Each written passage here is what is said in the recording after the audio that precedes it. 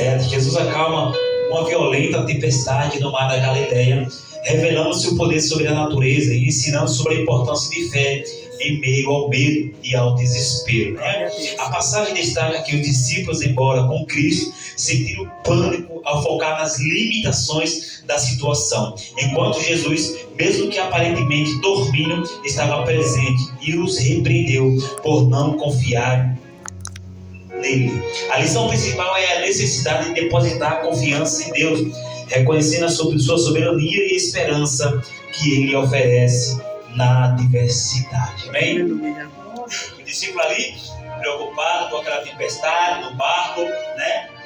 E quando o discípulo, a Bíblia diz que o discípulo vai atravessar, e estando ele no barco, seus discípulos seguiram, e eis que no mar se levantou uma tempestade tão grande que o barco era coberto pelas ondas.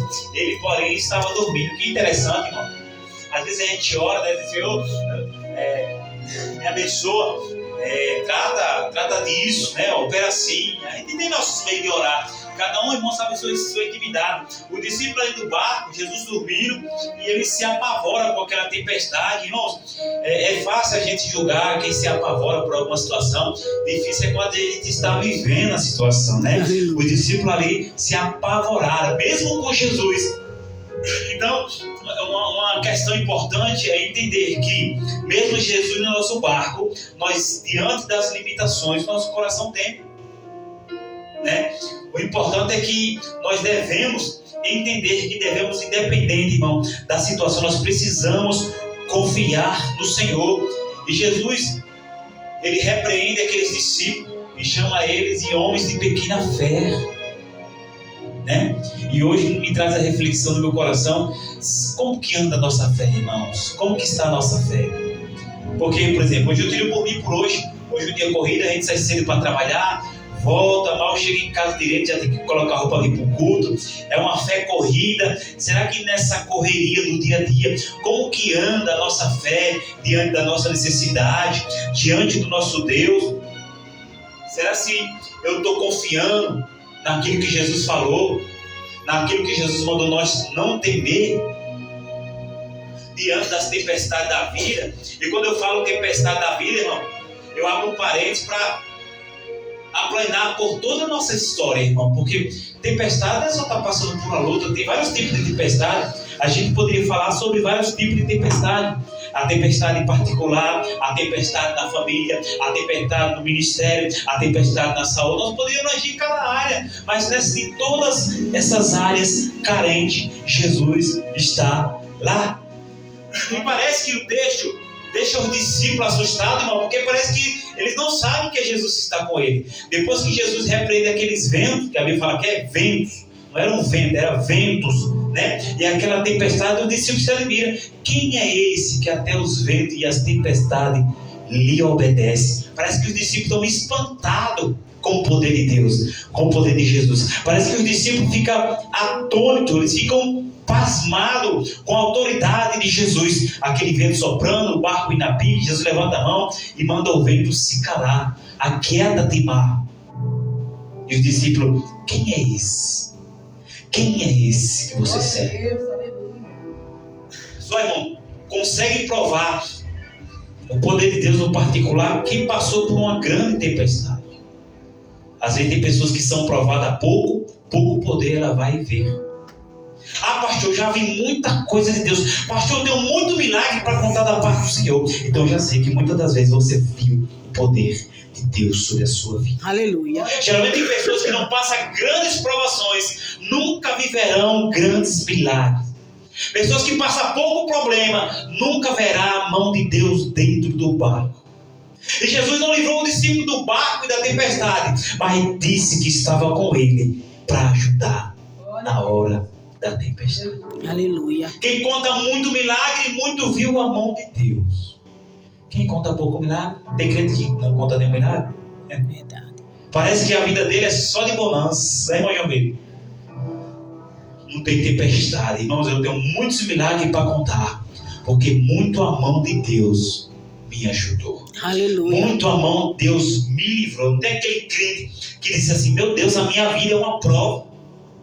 Na verdade, ele está murmurando, porque ele deveria dizer: meu Deus, a minha vida é uma vida de bênção. Aleluia. Porque se tem prova, com certeza vai ter bênção. Glória a Deus. Meu Deus, a minha vida, Deus sempre me ajuda, porque é Jesus que nos livra das provas, das tempestades. A minha vida é uma prova, irmão. Você não conhece, pastor, você não conhece a minha história. É verdade. Eu não conheço a sua história, mas eu estou vendo os milagres de Deus sobre a tua vida. Aleluia. Isso é a mão de Deus sobre a nossa vida. Devemos, irmãos, em meio à tempestade, confiar no Senhor Jesus Cristo, né, irmãos? Porque aqui no espaço geográfico é limitado e cremos, irmão, que um dia o nosso Jesus vai voltar.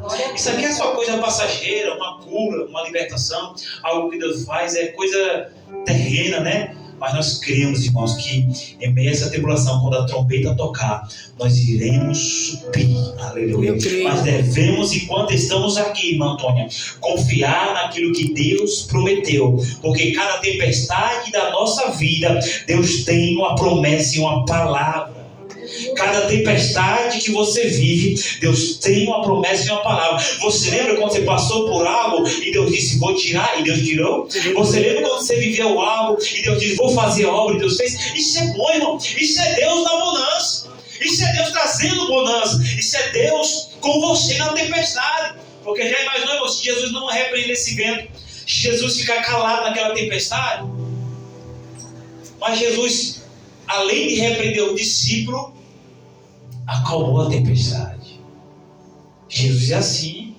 Às vezes a gente fica tão bicudinho que Jesus nos repreende, mas dá o escape. É ou não é? Oh, glória! Como é gostoso, né, irmão? Às vezes a gente somos tão hipócritas que abrimos a nossa boca para murmurar. Meu irmão, eu penso assim, eu aprendi comigo assim: quanto mais eu estou sofrendo, eu sei que maior vai ser o que Deus está preparando para minha vida. Aleluia! Quanto mais eu estou passando a tempestade, a onda está batendo, meu barco está quase afundando, eu sei que grande é o que Deus está preparando para mim. Eu creio assim. É verdade.